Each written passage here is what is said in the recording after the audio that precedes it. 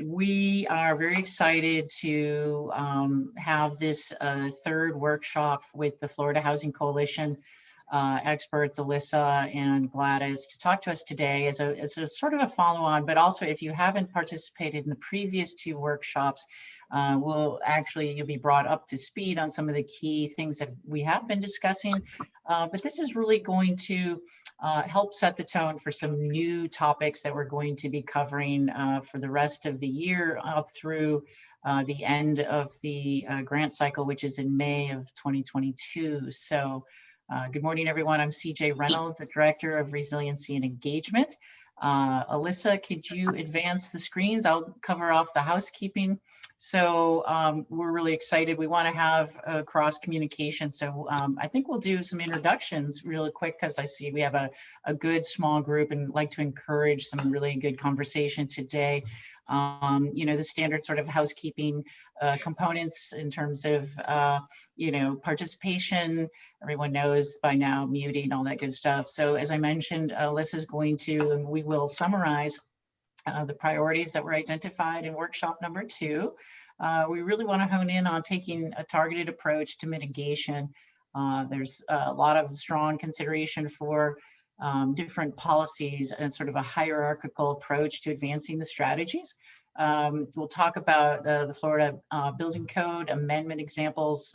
Gladys and Alyssa have brought in some really interesting case studies and examples of changing codes and construction standards. And then we'll do, sort of a summary of the next steps. But as we go through this all, because we do have this more smaller targeted group, we really want to have a conversation with you guys. So if we can, as I mentioned, the webinar is being recorded. We'll all have this online and loaded up in the next week or so. So at this point, I'd like to, we have you all put your name and local government into the chat for us so we can record that. And then if I can just quickly go around, we have some new folks who perhaps haven't participated previously.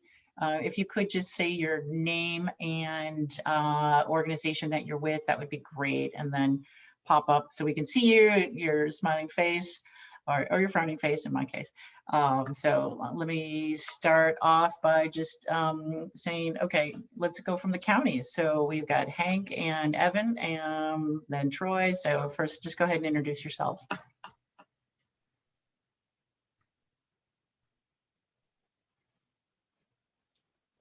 That cue me? Hi. Yes, good morning. Putting everyone on the spot. We want to see your face. Hank Hottie, Sustainability and Resiliency Coordinator for Pinellas County. Great. Evan Johnson, Planning Division Manager, Pinellas County. Fantastic. All right, let's hit Hillsborough. Hey, good morning. This is Troy Salisbury, Hillsborough County, the Hazard Mitigation Manager. Excellent. Thank you. Sunit, please introduce yourself. Hi, everyone. Sunit Simon. I'm in Pasco County. I'm with the Long Range Planning Department. Fantastic. Welcome. Thank you for joining us. Arnaldo. Thanks for having me. Hi, good morning. I'm with Pinellas County, actually. Arnaldo Perez Negron, Sustainability and Resiliency Specialist. Awesome. And you are also a new person to Pinellas County, correct? Yeah, like third week. Third week. Welcome. Welcome. Glad you could attend. Thank you. So fantastic. Jamie, how about yourself? Manatee. I'm Jamie Schindewolf. I'm with Manatee County Redevelopment and Economic Opportunity. Good morning.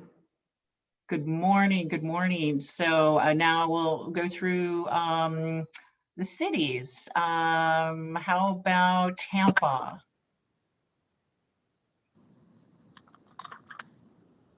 Hi, this is Randy Gores. I'm with the City of Tampa Planning Department.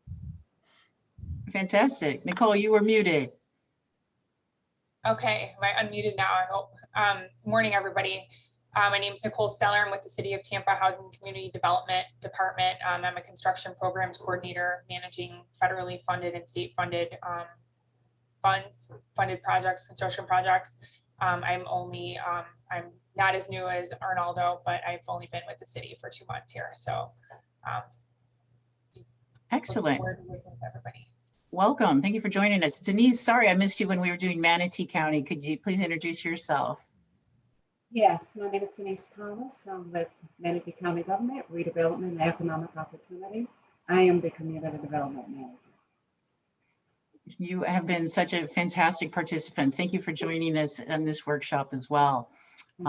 So we have, who else? We have Christine Fisher, Trinity, and then some special guests that are not with city. So Christine. Sure. Chrissy Fisher, Long Range Planning Manager for the City of Clearwater. Great. Thank you so much for joining us. Trinity, how about yourself? Good morning. My name is Trinity Miller. I'm from Hillsborough County Affordable Housing Services. Excellent. Let's go through the University of Florida faculty who's joined us.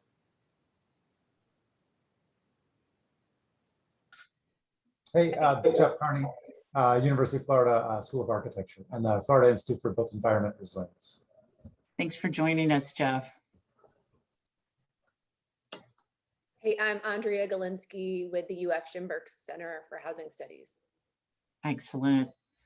And we're delighted that Heidi can join us today. Please introduce yourself for everyone. Good morning, Heidi Stiller, NOAA's Office for Coastal Management, South Region. Fantastic. We're excited. Thank you for participating. And Simone. Hello, everyone. I'm Simone Chapman. I'm the NAS Science Policy Fellow with the Tampa Bay Regional Planning Council. Great. Well, thank you so much also for participating. Simone's been a huge help on a lot of the aspects of housing resiliency and equities. So as other folks come in, if I've missed anyone, please introduce yourself now. I hope I've gotten everyone. My name is Antoinette Kilgore. I'm with the City of Palmetto Community Redevelopment Agency. Oh, and thank you so much. We're excited you can be here. You guys are doing fantastic work in the City of Palmetto. Really great example. Your CRA programs are fantastic too. So thank you for joining us today. We look forward to everyone's contributions and conversations today.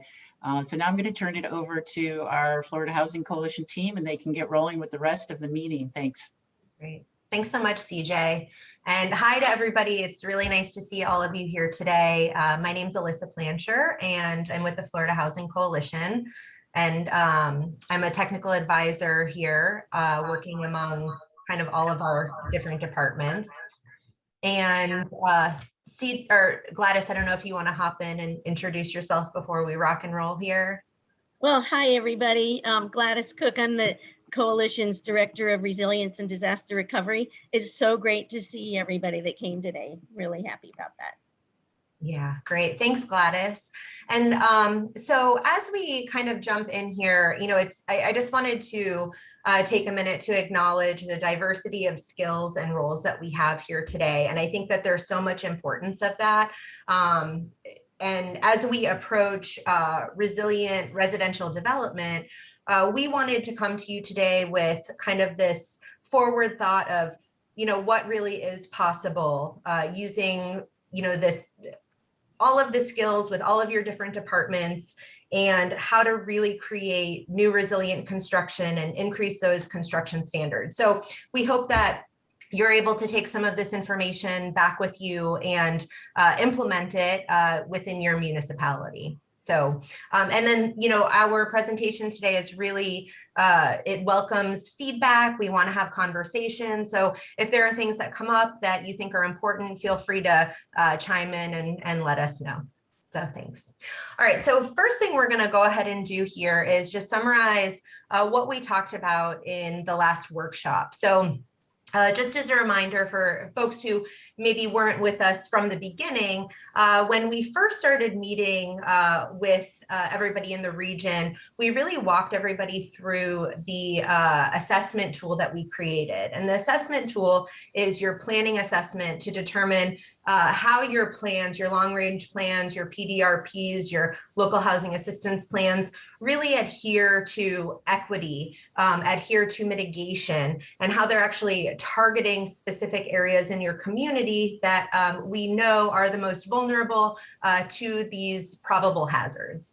And so from that first walkthrough, we had the second workshop where we had local governments present to peers, you know, to us through Zoom, letting us know kind of what they learned from completing the assessment tool.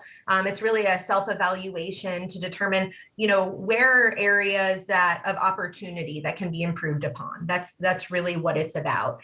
And just a review from our work, because what we ended up doing at Gladys and I is reviewed all of your self-assessments of your individual plans and determine kind of how we can help support and just kind of common themes that we learned from you. And so just as a review, some of the comp plan elements lack the mitigation policy foundation to support and enforce housing mitigation activities. There is a regional need for policies, funding strategies, and initiatives for disaster housing mitigation programs. And although green building is identified as a regional strength in the comp plan, it's not being implemented through these like implementation and spending plans like your LHAP.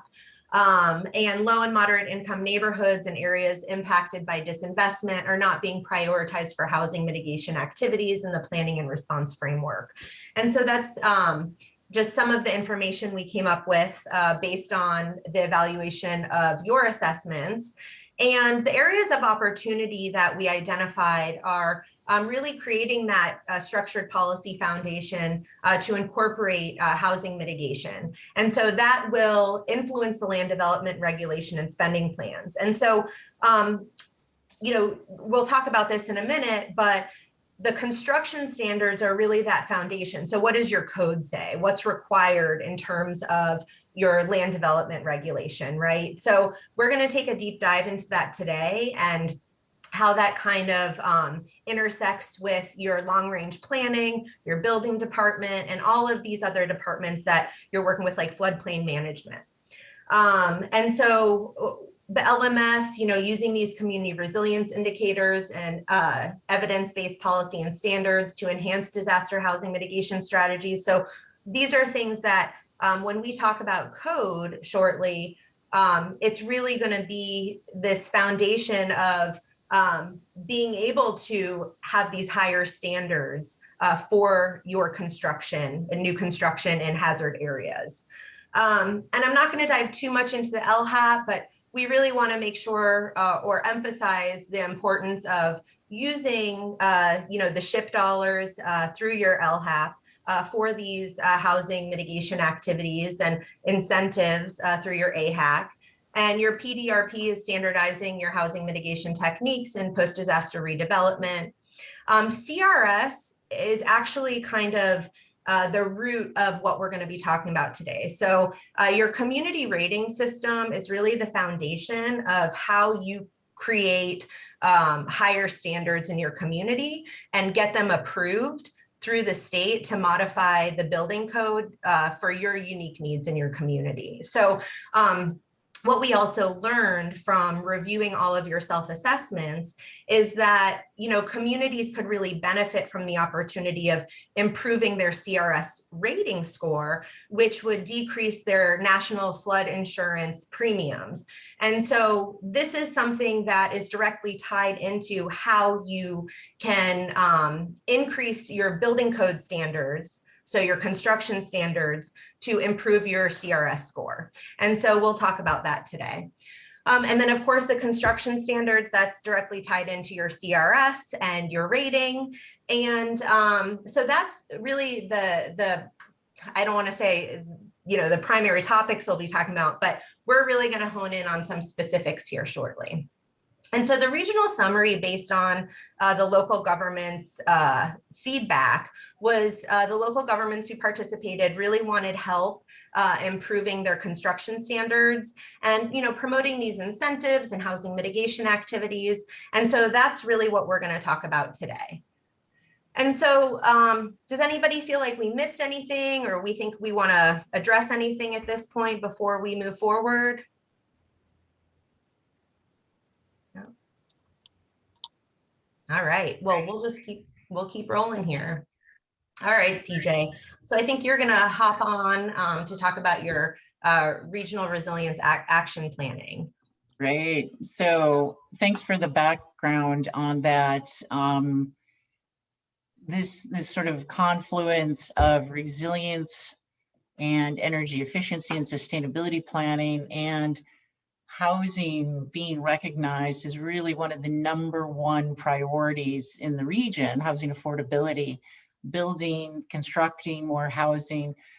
We have integrated goals and objectives into the Regional Resilience Action Plan draft that will promote and support future collaboration on housing. And so as I'm showing this to you now, which is a draft, so we're still in the process of revising and updating the language, but we have 4 key objectives. The overall goal is to, increase the resiliency and sustainability of housing and ensure access, et cetera, et cetera. The objectives which are both with a regional support, and of course, many of this is to be implemented at the local level as you can. Proposing that we have updated regulations, plans, and policies which increase the resilience of new and affordable and attainable housing. Fairly straightforward. Adopt resilient and green building best practices to guide new construction and rehabilitation. 4.3, programs and funding for housing mitigation and rehabilitation are increased. So what are we looking to do? How are we going to implement those things? Where will we get additional funding from? And how will we just overall increase the amount of that? So additionally, the last one, 4.4, reducing risks to mobile home communities and mobile home parks with targeted retrofits for storm preparedness. So you can really imagine that as a sort of a short-term, mid-term set of strategies and goals, and then develop long-term plans to support resilient and equitable replacement. So you can see how these things all sort of dovetail. Within that, we have developed a set of additional actions. And of course, this will be revised. And as many of you who've sat through these seminars and workshops to put this together with Kara and I, as you know, these are all voluntary. So while it says the region will, this is our component of collaborating together to really promote the use of Florida Green Building Standards, housing and design, and energy efficiency requirements. So wherever we are at today, we would like to define an initiative or a set of meetings and actions to really hone in on what are we shooting for new construction standards and design. Updating our local plans, of course, the one thing is to support more new multifamily in a variety of sizes and sites that can integrate LEED and other components, strengthening the comprehensive plan housing element to reference or point to or directly include standards for low impact development, resilience, and other equity strategies. And then creating this, we have a couple of work groups proposed in the plan. The next chapter is in place, also deals with land use and building construction. So I think we're going to end up combining that. But what we really see coming out of the wrap is some kind of, and with your input and your specific direction on priorities, is some sort of resilient housing and building design working group, which develops and defines priorities for outputs of documents that may support or take the place of technical amendments. The last line here, create a resilient housing design and construction working group.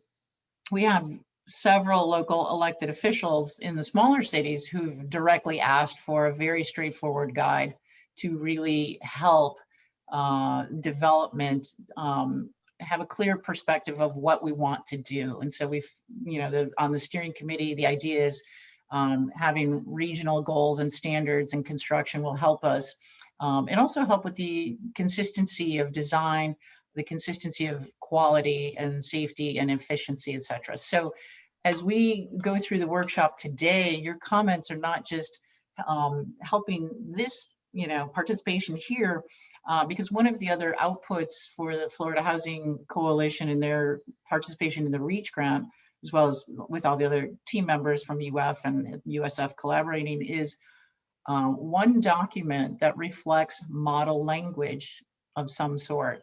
And so we have not, jumped to the conclusion of what one document can we collaborate on as a region to help create some ideas for model language. So we think construction goals, or it could be, this other piece where it says, strengthen the housing element. So what do we want to see in the housing element? Where is it at today? How could it advance? So there's a couple of options that you can see that with the rest of the year that we have left for the REACH grant, we can make strides towards providing some resources that may help long-range planning, because all of you are working on your housing in different components. And we also know that, with the Pinellas County countywide housing team, we think that's a great way to have these kind of conversations. So I just wanted to give you the, for all of you to have the perspective of where is the Regional Resilience Action Plan Act, how does that intersect with this conversation today, and where we go, coming out of this, what's our next step? So thanks for the time to let me get into that. Great. Hey, thanks so much, CJ. We appreciate you sharing that with us. And so I think CJ really hit this nail on the head when we're talking about the land use and building design. So what these allowable land uses are and what appropriate construction can go on those land uses, right? And where that policy originates for your local jurisdiction. And what we want to talk about is really this targeted approach. So when we talk about these higher construction standards, we're not talking about implementation across everywhere, every land use, every zoning code in your community. We want to be really specific about it because if you were to submit a technical amendment to the Florida Building Commission to increase your standards, they really want it tied to like floodplain management and hazard areas, right? And so we wanted to define before we really get started on what targeted areas we're talking about. So we're talking about like your coastal high hazard area, which is described in your Florida statute. And so we want to talk about your floodplain areas, any land area susceptible to being inundated by floodwaters of any source. And so I was really excited to see Chrissy Fisher on here because I just wanted to give a shout out during the plan assessment process. She was really actively involved in providing feedback on floodplain management. And so that was really helpful for us to be able to kind of have that insight from people with their boots on the ground. So thank you. We're going to talk about your special flood hazard areas. And, when we're talking about these higher standards, we want to make sure that new construction is adapting to these needs. And what we know is that these hazards are probable. We know that flooding is going to occur, right? We're going to have hurricanes. We're going to have these hazards, and we have vulnerable residential housing stock.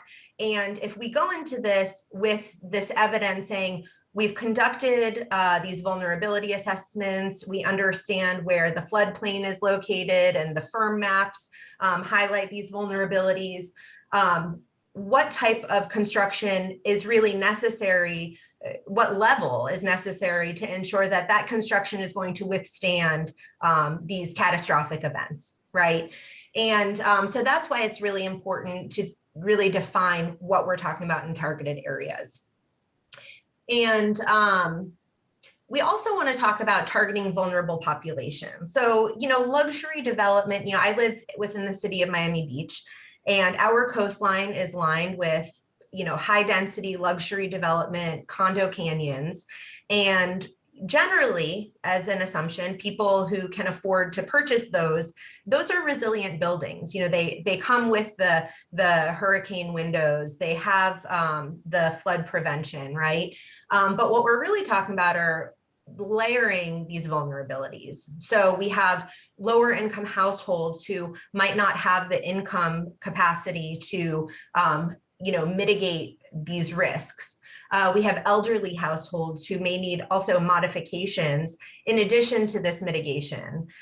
People with disabilities who really could benefit from sheltering in place during a storm, as opposed to having to, go offsite to an evacuation center. That is, a really big challenge for some folks. And then we have these layered populations living in flood hazard areas that we know exist.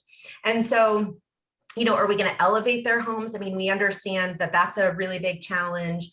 Are we going to relocate them? I mean, that's a really big challenge for jurisdictions. I know some of you have, are trying to help relocate folks who are in repetitive loss areas right now, and that's a big challenge for you. Are we prioritizing investment for mitigation? So that's kind of where like your LHAP might come in too, is you have this funding source, and are we ensuring that we're targeting that to people who really need it and incorporating those mitigation techniques, flood proofing and flood insurance. So Gladys, I don't know if you want to talk about flood insurance for a minute or no. I always want to talk about flood insurance. I know you do. That's why I figured you hopped on. Yeah, I mean, this bullseye Hey, here. Andy, this is Nick Colonna, Sandra Basaccia's husband. Hello. I'm doing well. How you doing? Hi. There you go. I think he was taking. I don't know where that came from. Anyway, flood insurance. If you look at this bullseye, and then you go down to the flood hazard areas, there are people that are living in there that have all of those characteristics that do not have flood insurance or hazard insurance. And so if we're going to target anyone, the first people we would start with of the homeowners, okay, are people who have homes that are uninsured. And these are people, there is no mortgage, so they're not having that. There's a lot of people in that category, all of these categories. But if their homes are uninsured because they're not insurable, because they're deteriorated, they have an old roof, they have old electric systems. So if we can get that population, prioritize the mitigation for that population, then when there's a disaster and something happens to the home, FEMA doesn't have to pay for it, and DEO doesn't have to come in 3 years later to pay for it. They can go to their insurance company. So, and insurance happens pretty much right away. I know there's issues, but I just want to put that out there, that's where we really need to be looking for mitigation. Okay, and I'll cover the next slide about the adaptation paradox. Sure. Anyone that wants to comment on insurance, please chime in. It's just a really big deal, especially with the insurance companies pulling out. I mean, the 50,000 policies were let go last week. So it's a big issue. But what we have, where we are, is we're living in this adaptation paradox. And by that, we know these things are happening. The firm maps are being updated, the flood areas are being expanded, and yet we have these characteristics of inertia, amnesia, we forget what happened before, we oversimplify by just saying, oh, it's there, and we put these things off. And so that's what we're about here, is to kind of break out of that paradox and start to take some meaningful action with the policies. So that's the next slide is just, I'll let Alyssa, you can take on from there, but it's all about creating these policies that advance adaptation measures such as mitigation, elevation, relocation, and withdrawal of development permissions. And so that's kind of summing up, but go ahead, Alyssa. Great. Hey, thanks, Gladys. I always appreciate your insight, especially on the flood insurance piece. So we know that we have this vulnerable housing stock, right? So we've kind of identified this targeted population through these layers, right? And we know where we really should focus for prioritization. And then on the other hand, we also have all this new construction. We have redevelopment, we have growth. So, your comprehensive plan is your vision for growth in the future, right? Like, where are we going to put all these people when everybody keeps moving down here? And where is it safe to put them? So how do we do this? We know that, through DEO, through Gladys, and all of her knowledge and everything that you guys are doing on the ground level, that, we are implementing mitigation strategies that are evidence-based to existing housing stock, right? But now we're also going to talk about, we're going to start incorporating beyond the existing stock, how do we increase our rating, right, within the National Flood Insurance Program for our community rating system. But also, we're focused on this growth. I mean, the comprehensive plan, many of you are in the middle of updating that plan. You're planning for significant growth in your communities. And how do you do that safely? And while, balancing adherence to the codes and these regulations and meeting the CRS, scores and credit. So what we really want to focus on here is exceeding these minimum construction standards. And this is important for several reasons. One is to make sure that you're supporting your community and you're doing the right thing and you're getting insurance premiums to an appropriate level. But also, what this focuses on is your ability to increase your standards beyond the minimum code, beyond the minimum Florida building code, to say, we know that this is a hazard area. We anticipate, based on this data, that this is going to flood. So we want to make sure that any construction that occurs in this specific targeted area is going to be resilient and to be able to withstand these hazards that are probable, right? And what we've highlighted here in red are just some examples of what we're going to be talking about. So you have 1,000 points for your prohibition of new buildings in your special flood hazard area, right? Knowing, like I said, I live in the city of Miami Beach. You guys live in highly desirable areas too. We can't anticipate that there's just going to be, no new construction in these highly desirable areas. Freeboard up to 3 feet above base flood elevation. And, the freeboard, essentially, like, Florida communities are able to adopt increased requirements. So essentially from the building code, they can adopt requirements for additional flood elevation above the minimum base flood elevation from 2 to 4 feet above that. So that's where you can adopt that higher standard of elevation, and we'll talk about that. Lower substantial improvements, adoption and enforcement of building codes. And so we're going to kind of dive into this. And what we want to present to you is that the more improved coordination to submit a technical amendment, then you're going to be able to result in those higher standards. So we have your floodplain management plus your CRS. So the purpose of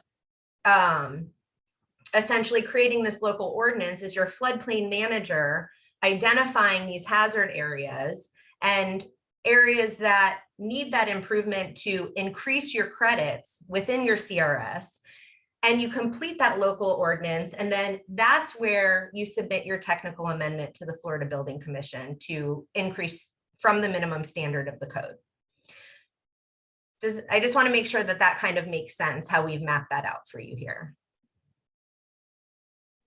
And for those of you who actually, Jerry Murphy calling you out from UF, thank you for joining us. If you have also any perspective, others of you who do work on either the floodplain or the CRS program, feel free to clarify or pose questions to why you think this might be challenging. We know that, we highlighted the red on the previous screen. It's not easy to do, and there's a variety of potential, challenges to making progress, but that's what we want to talk about today. What are some of the challenges you face, and how do we get to the next level of construction standards? So exactly, and the reason why we really honed in on this is that we have and Gladys is like the expert with mitigation, and we've presented opportunities to adopt different strategies within your community. We recognize how challenging these types of changes can be, but what continually comes up in our conversations is, how do we get these higher standards? Is that even possible? You know, how do we achieve this? And we want to make sure that you can walk away knowing that with the right targeted coordinated effort, with the foundation of your CRS and NFIP, this is how we can make this change and how it can be implemented at the local level. And so from the Florida Building Code, you can see in this diagram, we just wanted to kind of map this out for you, how this really works.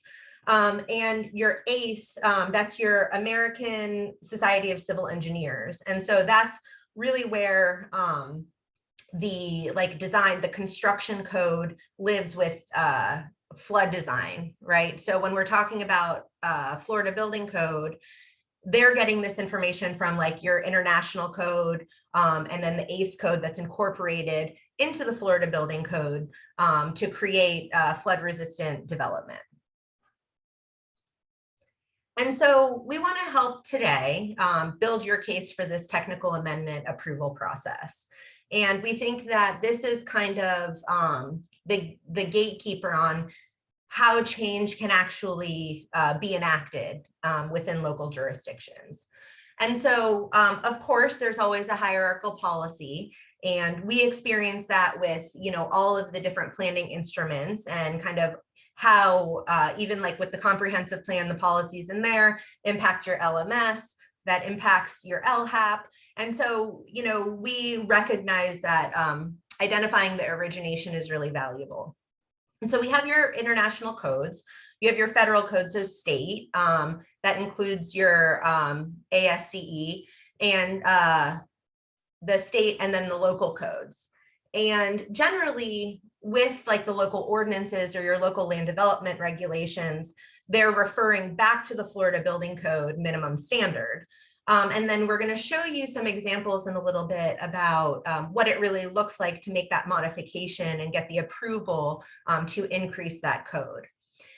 And so your Florida statute that was amended in 2010 allows local communities to adopt local administrative and technical amendments to implement these flood provisions of the Florida Building Code, and local technical amendments that adopt flood provisions that are even more stringent. So these are your higher standards that we're talking about.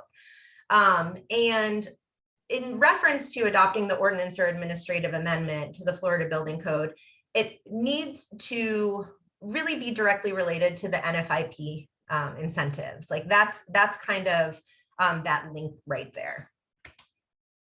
And it can be used to assign or enforce portions of flood-related code provisions to appropriate agencies. So you're making sure that you know, the right people are making the right decisions within departments, and adopt procedures for variances and exceptions from flood-related code provisions. However, in 2021, House Bill 401 gave some flexibility to developers, and that's kind of a common thing that comes up, that okay, so we develop these local, you know, construction standards that exceed the Florida Building Code, and then developers come back and say, no, you can't do that. And so we know that there's friction there, and there's you know, that challenge. And so sometimes folks say, well, you know, how are we really going to implement that, and is it worth it when we're just going to have to take, you know, 2 steps back? And so we've consulted our legal director at the Florida Housing Coalition to make sure that, you know, information related to this is 100% correct.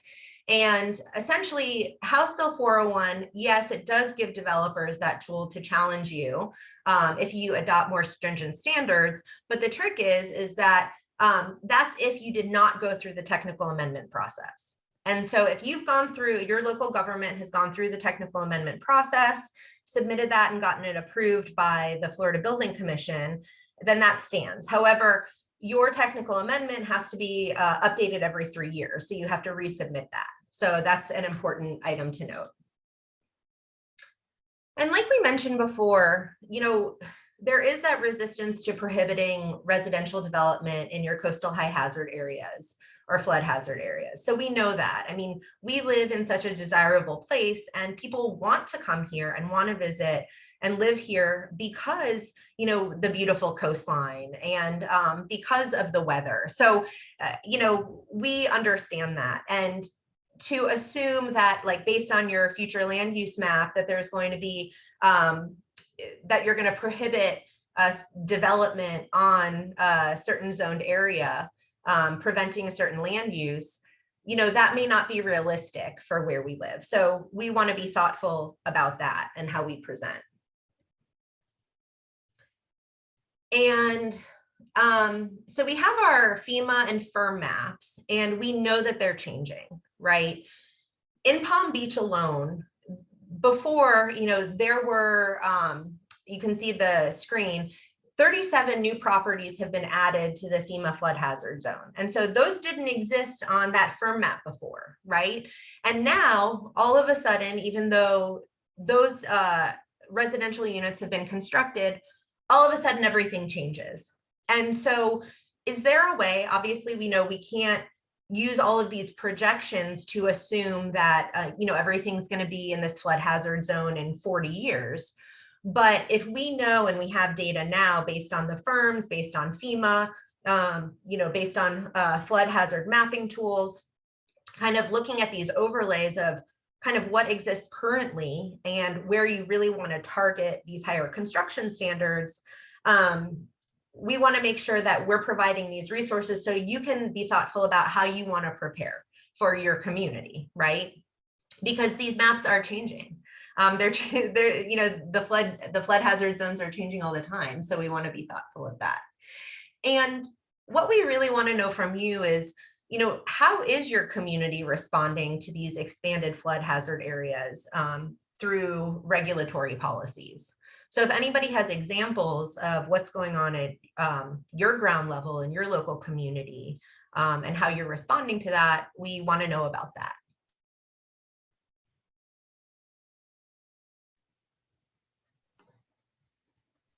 We know a number of you are in process of conducting or have conducted critical infrastructure vulnerability assessments and or have looked at, you know, modeling that is showing where current and future risk may be.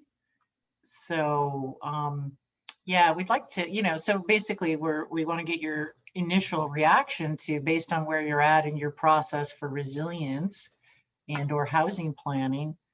How do you see these updates, these hazard areas, and, you know, this is really connecting it to the housing component.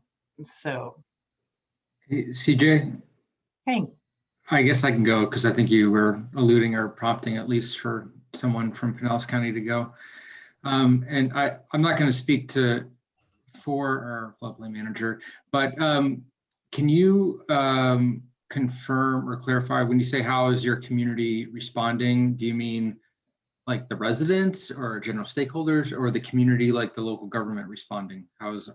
Well, I probably shouldn't have said local government. Where are you guys at? You know, what's the thought process internally, you know, now about these kind of issues? Right. So it just so happens that our firm is getting updated in Pinellas County and will become effective in August. And so we are actively looking at options to update our floodplain ordinance to account for hazards that have been identified in our critical infrastructure vulnerability assessment. So that assessment is looking at storm surge out to 2040, 70, and 2100 based on 3 different sea level rise scenarios.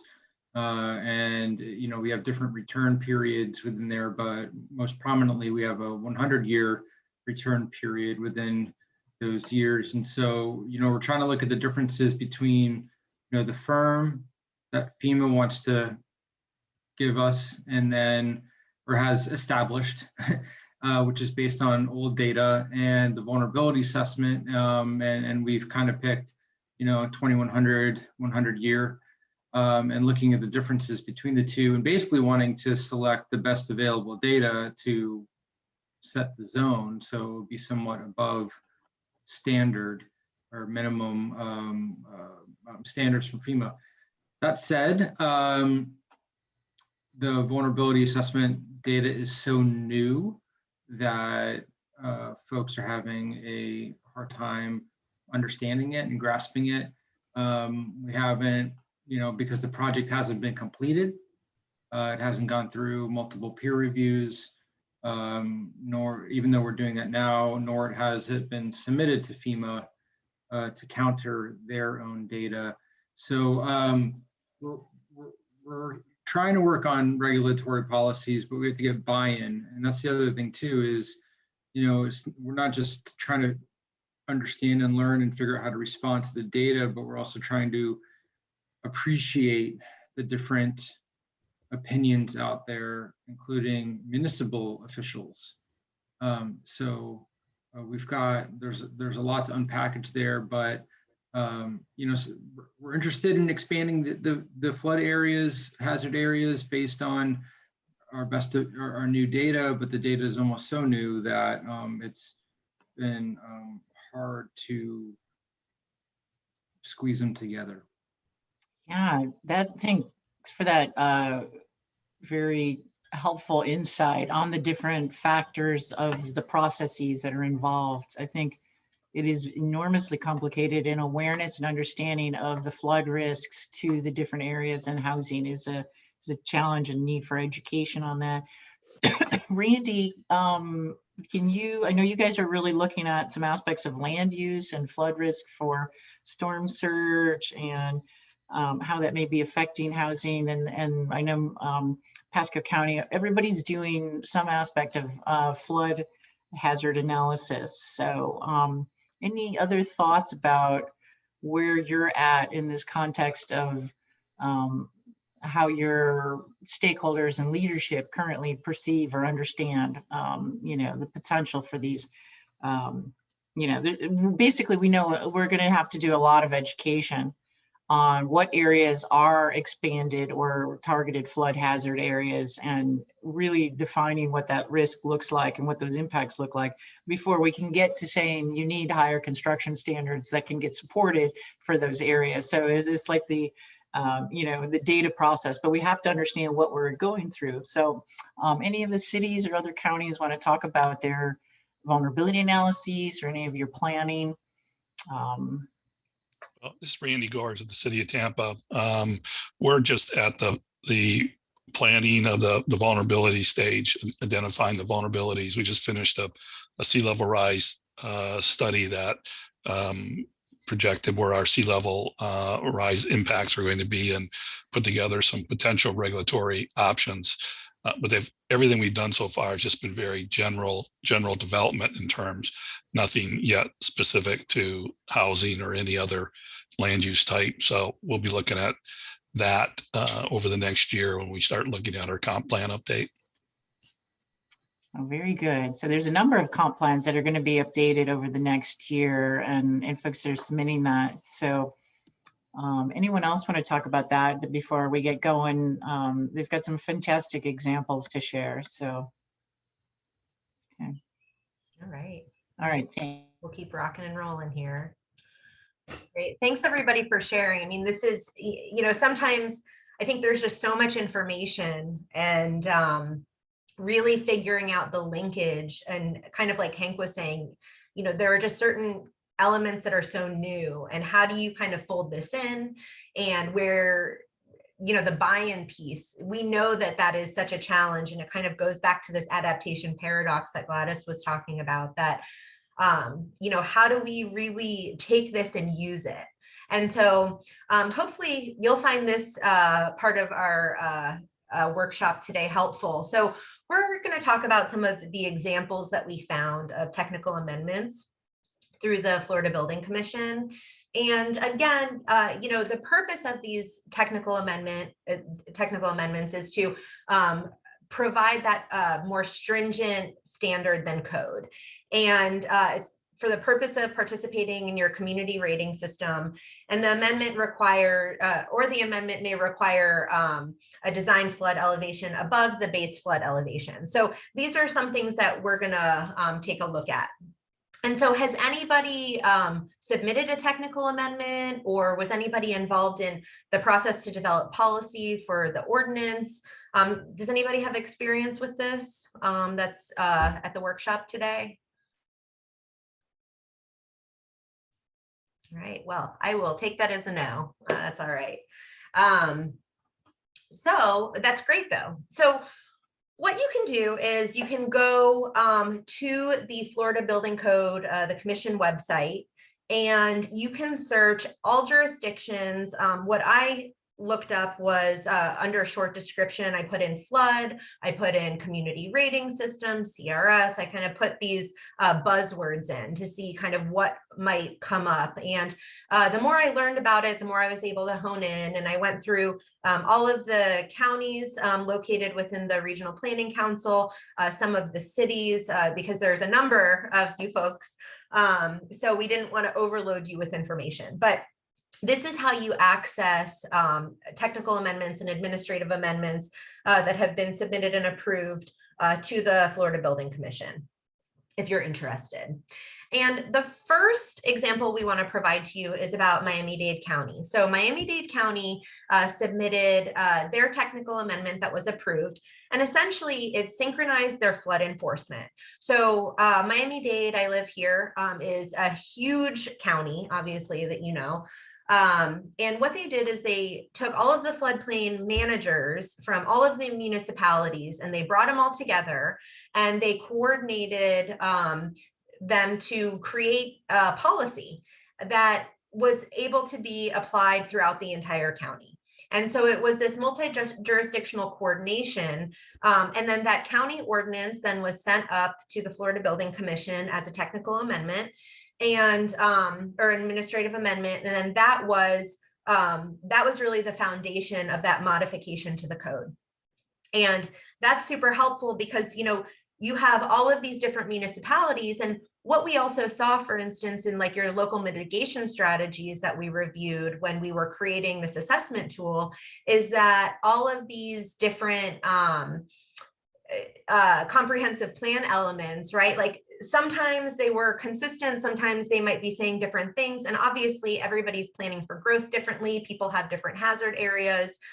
So it's going to look different for each jurisdiction, but there may be some commonalities in terms of floodplain management that could be really effective when you're taking this regional approach, as opposed to kind of going at this on your own.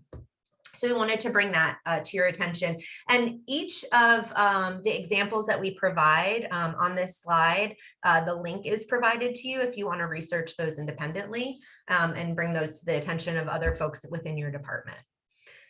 And so the City of St. Petersburg amended the sections that are within this circle. So that's several sections. And their letter to the commission essentially identifies that this is in order to lower their community rating system score. It's to help protect against future flood conditions, to lower flood insurance premiums within the special flood hazard areas.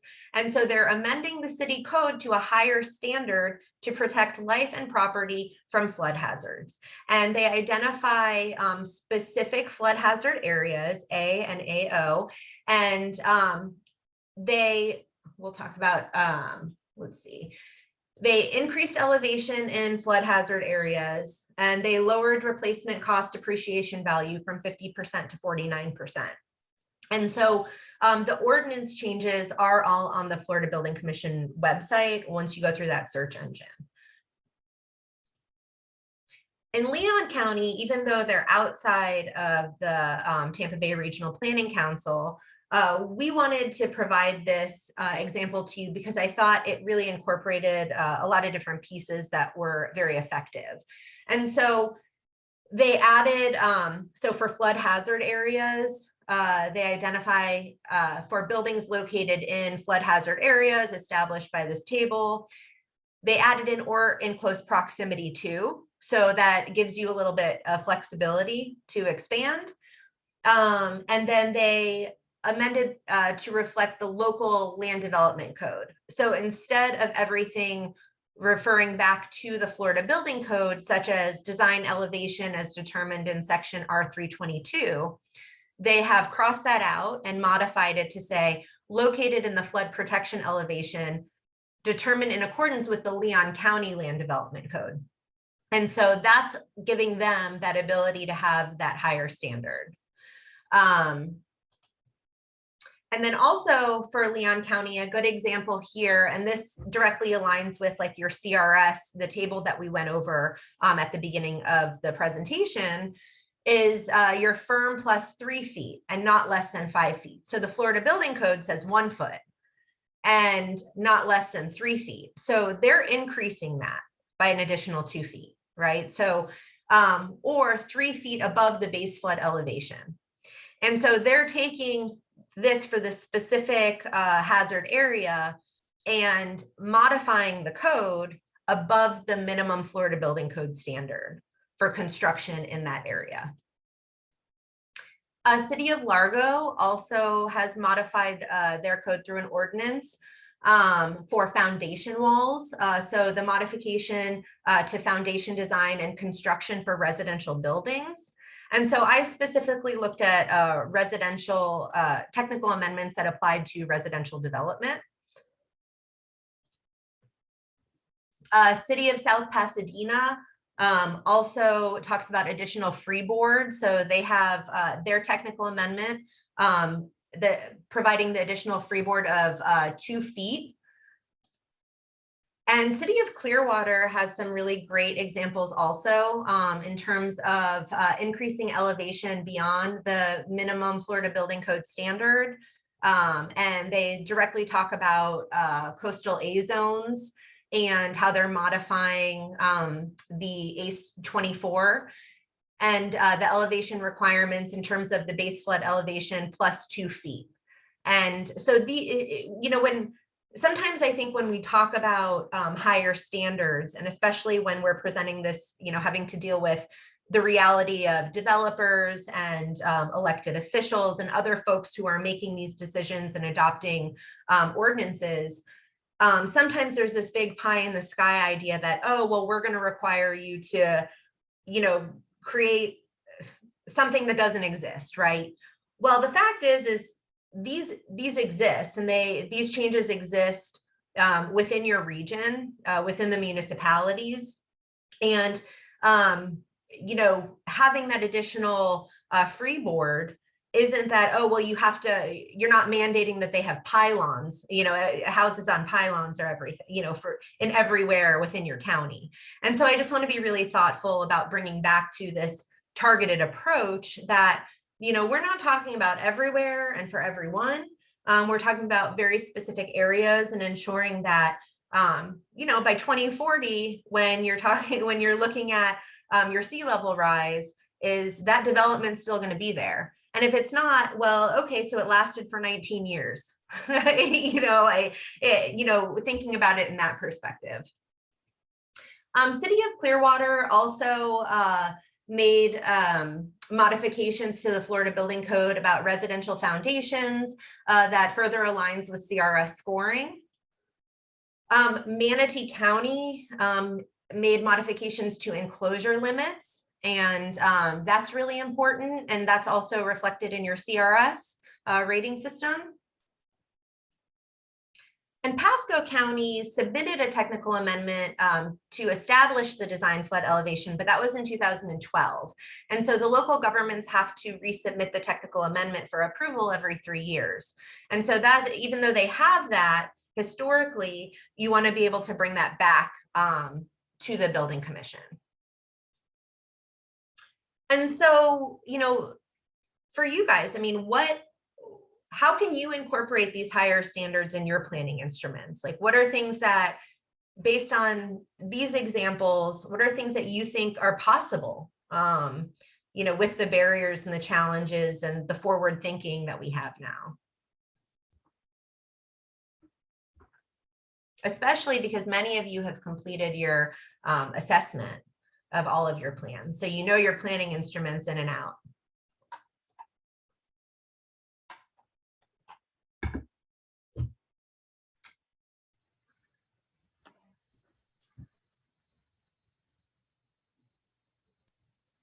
CJ is going to call on somebody. So I guess the question would be rephrased to say, do you think that there is, assuming we, once we complete all of our vulnerability assessments and we have the data, which REACH will also produce for the region to see the housing, the number of houses, the number of affordable housing units that are at risk to category 1, which is the numbers are going to be astonishing. They will absolutely be astonishing. And then when you factor in the age of construction, the type of construction, we will really be able to paint a complete or more nuanced picture of the kinds of housing that is at risk and what we might need to offset. Because many of us are setting, or many of you are setting construction goals for new housing. So we have, a straight up set of questions that we have to be able to answer, and to really plan for resilience will require higher standards. If we're going to keep building in the areas that are desirable, we need higher standards. So let's talk about what your perspectives are regarding this technical amendment process or defining increased base flood elevation. I mean, do you think 3 feet above is too much? Do you think it's enough? Well, you guys feel free to chime in. This, although this can you will be hear me? recorded. Yes, Can I you hear am. me? Okay. So I'm not a resiliency expert, nor am I in the building department. So I'm over planning. So we do zoning, land use, those types of things, comprehensive plan. And I think from our perspective, my perspective is it's really you mentioned the data, CJ, that you all are working on as part of this process. We've got to tell a more holistic story. It's really hard, and I see it even with like our floodplain manager would be the one probably working with Hank to come up with any further amendments to the code, to the building code. But at the same time, we've got policy in the comp plan that's being developed or modified they're coming together at the same time, right? They're running parallel tracks. The comp plan's not leading here. And it's very rare that the comp plan says something and then something else happens all, in full. So I think for us, it's like, we've got comp plan policy that may or may not 100%, connect with what's actually being proposed or talked about over here from the floodplain manager standpoint. And I feel like our decision makers, our electeds, they don't have the tools to connect all those clearly. And because what can happen is we can have a policy in the comp plan that may encourage the updates to the building code or something like that. And eventually those codes get updated. But from the elected standpoint, it also can make them a big target for a lot of negative press, the development community that may just be pushing back on certain types of issues. And I think we deal with that a lot in our perspective from densities and intensities within the coastal high hazard or the coastal storm area, which we use in Pinellas County. And I think there's just still, as much as we talk about the importance of resiliency, and as much as we, Commissioner Long, along with others, constantly talk about it, the support that we have to move in that direction, we're not understanding exactly what that means yet and how it kind of goes, it cascades through everything that we do. So I would just say from the longer range planning perspective, I definitely think we need a better strategy or tools to tell that story more comprehensively to everybody, so that the folks who actually are making the decisions understand why they're making the decision and what the potential impacts could be. Evan, thanks for sharing your perspective and insight, and I'm sure that you echo for many of the other local governments around that. I think I've heard enough from many times in the 2 years that I've been working here about the perspective and concern about pushback from the development community. And that is a reality. That has happened. It continues to happen. It will always continue to happen, but not a 100% of all developers and all community groups. I'm recently started a conversation where we're going to be collaborating more with the Urban Land Institute. And so Siobhan and I have been talking about these exact kinds of questions and the kind of cross education that is needed. There's always going to be businesses that want to do the lowest cost component, right? Many other businesses are understanding quality. So thank you for your perspective. Hank, go ahead with your comment. Yeah, thanks. And thanks for chiming in, Evan. And you know, really to piggyback that, I was going to make a comment and then Gladys jumped in. And you know, Evan mentioned that sometimes we don't have the tools to help make the decisions. And, you know, we're not necessarily talking about an online widget or a map, you know, or some, maybe it could be, I don't know, or you know, some software, you know, it's like Gladys said, it is the holistic story. I mean, sometimes when, or not sometimes, most often when we have the opportunity to educate or inform elected officials, it's about one topic and one aspect of a decision or part of our portfolio. You know, it's you know, we don't get the time, so often we don't get the opportunity for, you know, multiple staff from multiple departments to talk about, you know, what they do and how we interact, you know, to create, you know, our mindset and approach to a given situation like hazards, you know, but it'll end up unfortunately coming out as a singular story that doesn't create that holistic 50,000 foot view. So I think that's, you know, one of the things that we're trying to overcome. I mean, for instance, we have the opportunity to provide presentations through work sessions to the commission, but, you know, who knows if what connections are made between what I said in January versus what the floodplain administrator said last month regarding, you know, floodplain ordinances or the vulnerability assessment. You know, there's just so many things happening at once. So I don't know what the answer is yet, but I feel like, and hopefully this is what Evan was alluding to, that it's sometimes it's just hard to wrap everything together. Yeah, and Hank, and Evan, I mean, this is something we're going to talk about in the next steps in terms of coordination among different departments. And I think, you know, we recognize that there are barriers and there are challenges and there isn't a magic wand to make things easy. You know, we definitely know that, and change takes time. And so we are aware of that. And we hope that, you know, talking about this now, maybe this might be a catalyst for, you know, just another way of thinking about it and another opportunity to kind of reconvene different conversations with new people and kind of get everybody on the same page. So yeah, thank you for your feedback. This is really valuable. You know, and the symposium that you guys did on the housing, affordable housing piece, the other work that everyone's doing on affordable housing, I think, you know, we also have the opportunity for regional education that can be addressed through potential sessions at the summit in January or the housing conference in May of 22. So your thoughts and your ideas about what does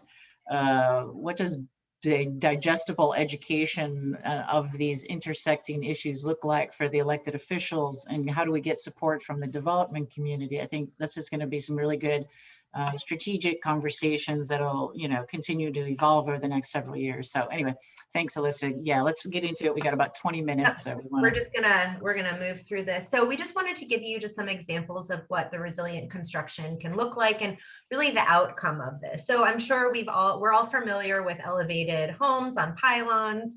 And this is a case study from FEMA called Stilt Built Homes in the Florida Keys Survived the Storm. So this area actually used to be an old RV park on the ocean side in Key Largo. And it was owned as a co-op residents started constructing all these additional permanent structures, and they had fires that were and not like fun camping fires, just to be clear. But they were obstructing roads, preventing emergency vehicles from coming in, overcrowding was happening, and the housing was really substandard. And so, we all know that, especially in the Keys and our coastal high hazard areas and our flood zones, the last thing that we want are substandard housing stock to just be sitting there waiting for the next storm to come, right? We know that that's a really bad situation. And so safety and building code issues caused the county to intervene, and they actually rezoned the old RV park, and the co-op shareholders were able to participate in the site planning. So they replaced the RV park with hazard resistant design and building materials. So these were all modular homes that were constructed off-site, and they were elevated on concrete stilts, reinforced with rebar, drilled into the rock base. Obviously they had hurricane resistant windows and doors, but these units successfully withstood Hurricane Irma's 130-mile-an-hour winds and a 3.3-foot storm surge. So we just thought that that was a really good opportunity to bring that to your attention. And, we all know this picture of Mexico Beach, that the one house that was left after Hurricane Michael, and it's called the Sand Palace. And I think we've all seen this, and it just kind of like takes your breath away when you look at just the clear destruction everywhere, except for this one home. And when we're rethinking construction standards in high hazard areas using this multi-level adaptation, the Sand Palace was built to withstand 250-mile-per-hour winds. It was built on poured concrete, and it was reinforced by steel cables and rebar, concrete bolstering at the corners of the home, and they minimized the space under the roof to mitigate the wind. So you saw it was on elevated pilings, but what was so interesting is that the siding and the stairs were specifically developed to break away without damaging the structure. And so when the owner came back to the home after the storm, they had to use a ladder to get in, but everything was in place. There was like, one thing that happened in the bathroom, there was a little leak, and that was it. And it was made with concrete walls. And so it actually kept the unit really cool, in the heat of summer when the owner was coming back to check on the house. And so, it's just really very specific elements that could be incorporated through using higher standards and exceeding the minimum building code. And just to jump into our summary and our next steps, very much like what Evan was referencing, we know that this is going to take coordination among different departments. So we're going to dive into that. But the summary is, you guys, local governments have the capacity, have the capability to submit technical amendments to the Florida Building Commission. And that allows you to adopt higher construction standards to mitigate these damages. And when it goes through the Florida Building Commission and that technical amendment is approved, that prevents the developer from being able to challenge you as the local government from applying those higher standards in hazard areas. We talked about how when you're applying these higher standards, it should be targeted. It's not intended to be everywhere throughout your community because we recognize the barrier and the frustration that that could bring. And we can apply these flood resistant construction methods to develop resilient housing infrastructure. And so we know that the time to adapt is now. I know that we're kind of preaching to the choir here. We recognize that, like we talked about, that there are challenges beyond your role in modifying ordinances and kind of getting the people who make these decisions to really understand what this means. And so some of the next steps that we think are valuable and are realistic, we don't want to offer things that, are kind of a dead end to you, are convening a meeting between your planning department, floodplain management, and your building department. And so getting these folks in a room together to start having the conversations, to develop a coordinated policy for a local ordinance, submitting the technical amendment to the Florida Building Commission to exceed those minimum construction standards, and really ensuring that, you know, your comprehensive plan is referring to the higher construction standards in the specific codes. And so when we have that referral to like your land development regulations, and the land development regulations are referring to the higher codes, you know, this is where that, you know, change can start happening. But it really is going to take, just as what you experienced when completing the assessment tool, is you had to kind of identify the right people to be evaluating your planning instruments. And so getting the right people in the room, everybody, you know, has a part in, you know, creating this resilient infrastructure in these hazard areas. So having the right people in there is really essential. Using our hazard analysis and vulnerability assessments to take a data-driven approach to construction standards. So, you know, Hank was talking about the kind of challenge with that, and really aligning your population and your flood hazard areas and targeting populations for prioritization. And Gladys, I don't know if you want to speak to this at all, but preparing to take advantage of the Resilient Florida grant program. Oh, yeah. Well, things are getting better at higher levels. Well, I'll start higher up.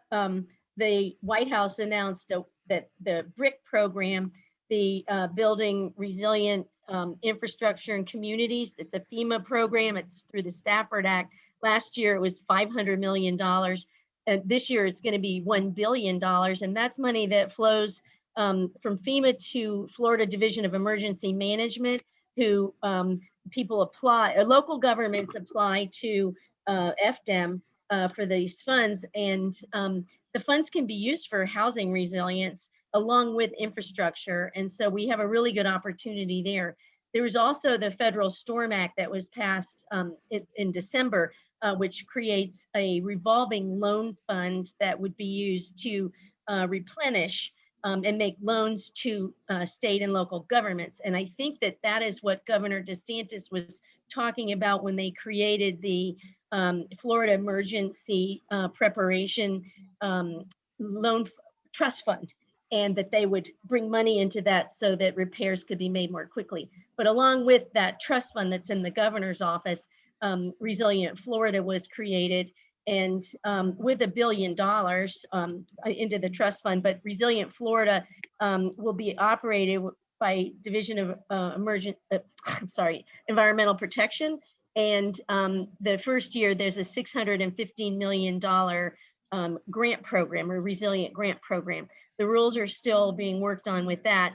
I would say that 500 million of that is a one-time state allocation, and 115 million of that came out of the Sadowski Trust Funds. And every year that amount will be going over toward Resilient Florida from here on out of the trust funds. But so, you know, now that we know what our risks are, we're getting more data. We need the information, but we also need the funding. And so I think we're in good shape to start to put these pools together to get those funds. And I'll just plug it right now. We're starting a BRIC work group at the Florida Housing Coalition, and we're just going to start talking about how to target those funds to come into Florida housing mitigation and neighborhood mitigation. And so if you're interested in being in the BRIC work group, just send me an email at cook@flhousing.org. Thank you. Thanks, Gladys. Fantastic, Gladys. Thank you for that update. I just want to mention on that. So in what the governor just signed last week, that SB 1954, publicly supported housing is defined under their category for critical infrastructure. So you, in terms of considering how we might develop and support and mitigate affordable publicly or assisted housing, can use and access that funding that's available in that. So thanks, Gladys. And what we keep saying is mitigation treatments are not that complicated, or there's nothing exotic about it. They do cost money. Some are more expensive than others, but so we have that information, that technology.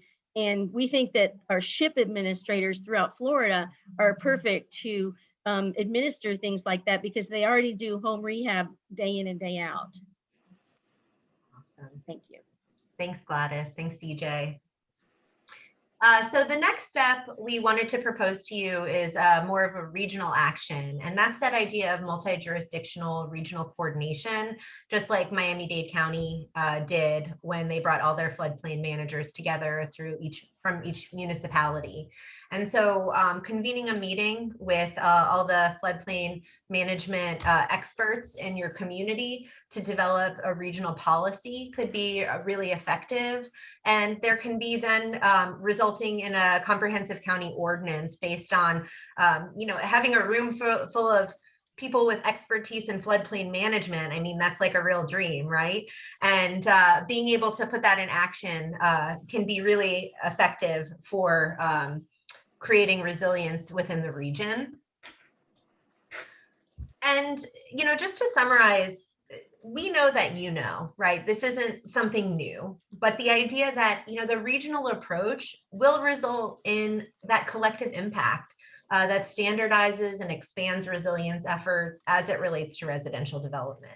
And so the more everybody is working in coordination and the local experts are sharing information and working together to develop policy and ordinances, imagine what that would look like if, each county within the Regional Planning Council submitted a technical amendment that said exactly the same thing to the Florida Building Commission, requesting higher standards for construction in hazard areas. I think that that would be really meaningful. And I'm sure that that would have an impact. So we just wanted to kind of put that out there and, let that absorb for a minute. And what time is it? Let's see. Oh, we have a few minutes. So if anybody has any outstanding questions that they wanted to throw out before we wrap up, this is definitely the time. Hi, this is Marianne Abrahamson. I just entered it into the chat, but I was just curious when y'all were talking about the resilience grant. This is something that we've thought about as we go through our update of the housing element. Are there any keywords that you are all aware of that certain folks who process these grant applications look for in regards to in housing policy? If someone applying for this local grant would cite the comprehensive plan or something like that, and I have never personally applied for one of these grants through my job, so I'm not sure exactly what the process is, but if that were to be the case, are there any keywords that stand out to you that we should think about incorporating into the policies to kind of catch one's attention or to, I guess, increase our eligibility or likelihood of receiving one of these grants? It's a good question, Marianne, and there's a bit to unpack in that. I do think, thanks for Gladys and Mary Helen for, just popping the keywords in the chat.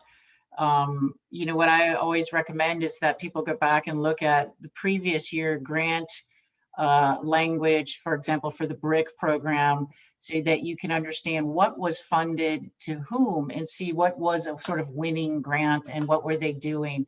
That's often the best way, is to take a look at, other states or cities or counties that have been awarded different kinds of grant funding, and understand how yours is parallel to theirs or not, and sort of use that as a guide document. But if, specific grants relating to affordable housing mitigation are a priority, and we all want to do that, let's follow up on and see how we can get more money into the region. I think that is a really exciting way, and particularly if there's ways. I know we've had some ideas, and we've talked about this with the Management and Planning Committee, with the Resilience Coalition, so staff resilience leads, to say, when does it make sense that each city or county submits their own grants and goals, and when does it make sense where we might submit a multi-jurisdiction region? Now, there's some collaboration and funding mechanisms to handle, but if we can, for example, look at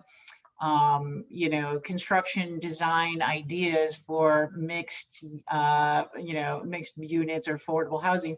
Do we need, you know, 10 different grants funding 10 different agencies or firms? And can we leverage some of these things? So there's some strategies to be thought of in housing, how we approach that. But direct boots on the ground building money for sure is a key goal, right? Supporting what you need to be supported.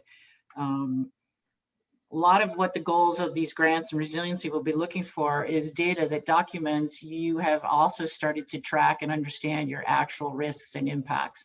So I think that will be really helpful for you to make sure, working with your floodplain management team, your resilience team, and other folks on understanding those issues, as well as down to the site level of construction. So if you've identified areas that have chronic flooding, low service areas, or repetitive damage, those are going to be a higher potential for initiatives that look at adaptation, relocation, potential for buyouts, and all kinds of other strategies that we haven't yet really talked about widely across the region. So anybody have other comments and questions on this direction that we should undertake to help this? We heard a lot about your recommendations for need for education, telling the holistic story.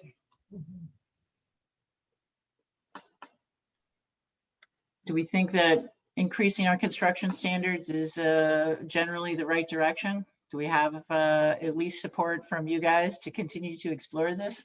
Or should we just abandon this conversation? I mean, you're here, you're the thought leaders. I know we're not asking you for the official stamp of approval, but should we continue as a region to explore construction standards for special targeted areas?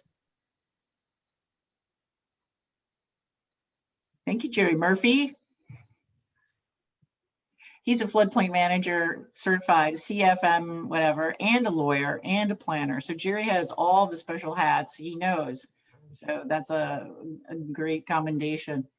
You know, CJ, one thing I wanted to throw out is, what is the reality within your local government of convening a meeting with your building department, floodplain management, and planning and zoning?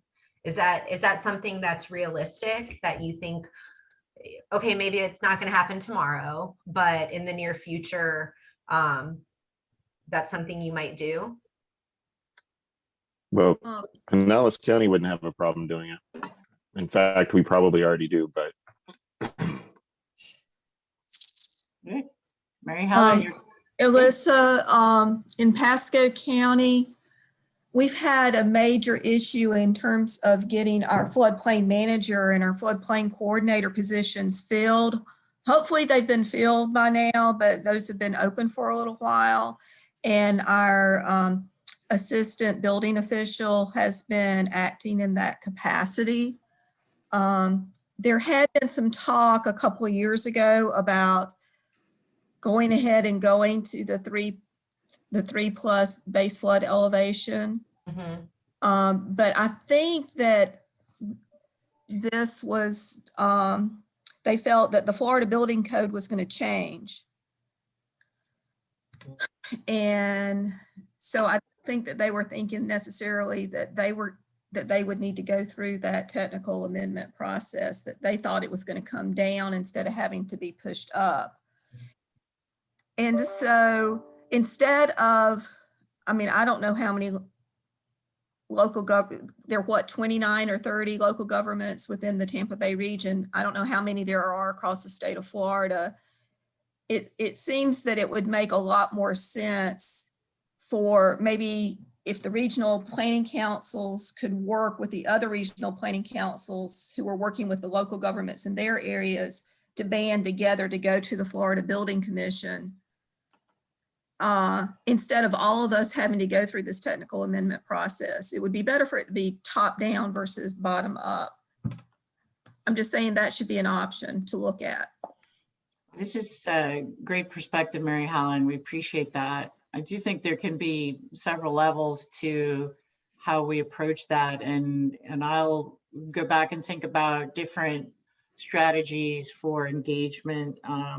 There's a lot of, so if there's support from the elected officials who serve on the steering committee to go forward, then within our region, that gives us some, the directions and the wherewithal. So I think we're going to bring this up, perhaps not at the June meeting, but the August steering committee meeting about the technical amendment and setting higher standards. But I think, there's a lot of desire for local control, right? So we have to balance how we do that. But I'll also bring it up to there is a group that meets monthly of the regional planning councils, the coalition groups. And so I'll bring it up to them as well as a potential interest to collaborate among RPCs. Awesome. Thanks, Mary Helen. You always have just really great feedback and ideas. So thanks for sharing. Yeah, this was a lot to digest, but this is hopefully a good backgrounder for you. This material will be, we'll get the PDF posted shortly. If you need it sooner, just let us know and we'll email that to you. And also the recording will be uploaded in a few weeks as well. So thank you for your ideas, your comments, your insights, your perspectives. And any other suggestions you have for helping to coordinate between the planning councils, the Floodplain Management Association. I may follow up with some of your floodplain managers to discuss that. So, all right, everyone, thank you so much. And thank you, Gladys and Alyssa, for an excellent presentation. This was really informative and very, very targeted. So thanks, y'all. You guys have a great day, a great rest of the week, and we'll connect with you shortly. Great. Thanks, everybody. Thank you.